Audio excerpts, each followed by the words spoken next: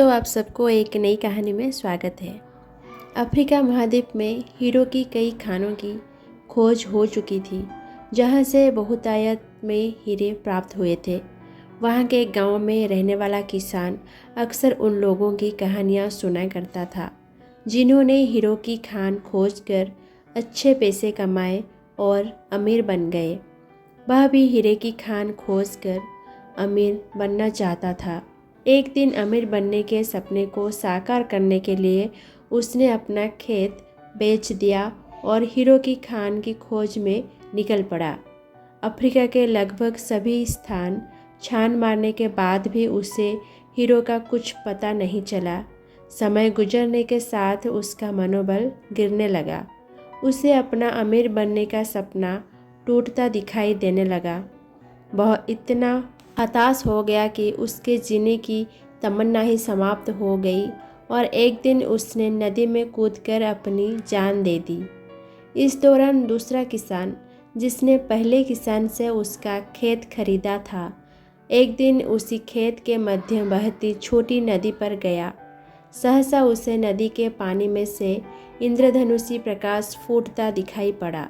उसने ध्यान से देखा तो पाया कि नदी के किनारे एक पत्थर पर सूर्य की किरणें पड़ने से वह चमक रहा था।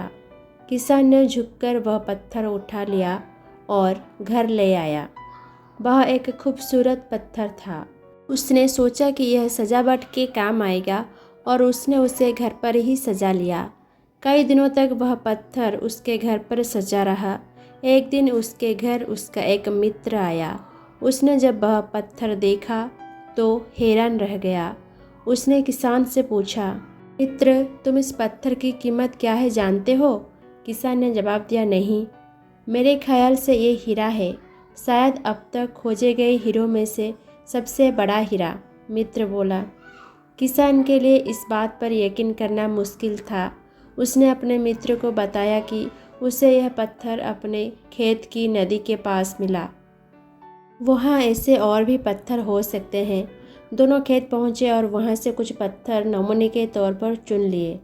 फिर उन्हें जांच के लिए भेज दिया। जब जांच रिपोर्ट आई तो किसान के मित्र की बात सच निकली। वो पत्थर हीरे ही थे। उस खेत में हीरा का भंडार था। वह उस समय तक खोजी गई सबसे कीमती हीरे की खादान थी। दूसरा किसान उस खादान की वजह से मालामाल हो गया। पहला किसान अफ्रीका में दर दर भटका और अंत में जान दे दी, जबकि हीरे की खान उसके अपनी खेत में उसके कदमों तले थी। इस कहानी में हीरे पहले किसान की कदमों तले ही थे, लेकिन वह उन्हें पहचान नहीं पाया और उनकी खोज में भटकता रहा। ठीक वैसे ही हम भी सफलता प्राप्ति के लिए अच्छे अवसरों की तलाश में भटकते रहते हैं। हम उन अवसरों को पहचान नहीं पाते या पहचान कर भी महत्व नहीं देते जो हमारे आसपास ही छुपे रहते हैं। जीवन में सफल होना है तो आवश्यकता है बुद्धिमानी और परख से उन अवसरों को पहचानने की और धैर्य से अनवरत कार्य करने की। सफलता निश्चिंत है। दोस्तों, आशा करती हूँ कि इस छोटी सी कहानी से आपको ज़रूर कुछ ना कुछ सीखने को मिला होगा। अगर ये कहानी आपको पसंद आई हो तो प्लीज़ इसको लाइक कीजिए, कमेंट कीजिए और अगर हमारे चैनल पर नए हैं तो हमारे चैनल को सब्सक्राइब करना मत भूलिएगा।